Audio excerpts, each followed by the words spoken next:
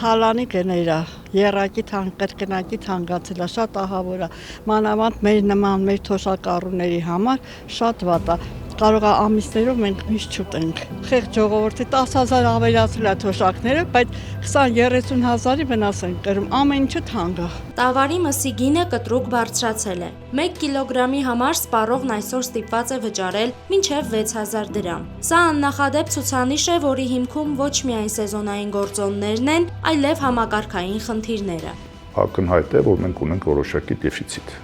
Բացի որ մենք ունենք դեֆիցիտ, Հայաստանը նաև միս ներմուծող էր հանդիսանում եւ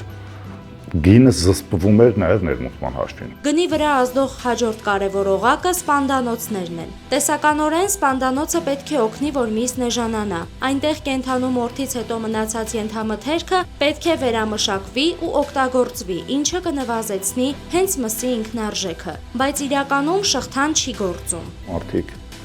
ոչ թե սպանդանոցում իրականացնում են մորթ, որը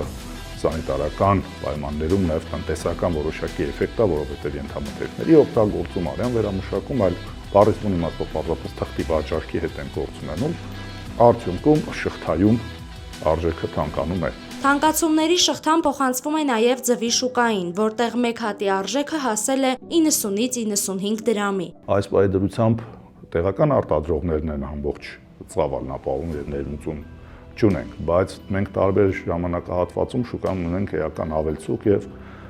ըստ էության մարդիկ ընկնում են այդ ավելցուկի ձեռքը կրակը։ Գնաճը չի շրջանցել նաև կաթնամթերքի ոլորտը։ Հայաստանը վերջին տարիներին մեծապես կախված է Իրանից ներմուծվող մատչելի սերուցքից, որն օգտագործվում է կարագի եւ թթվասերի արտադրության մեջ։ Տարածաշրջանային անկայունությունը եւ լոգիստիկ խնդիրները կարող են ստիպել տեղական արտադրողին անցնել ավելի թանկ այլընտրանքի՝ կաթի փոշուն։ Չի բացառվում, որ սերուցքը նույն գնով չկարողանանք գտնել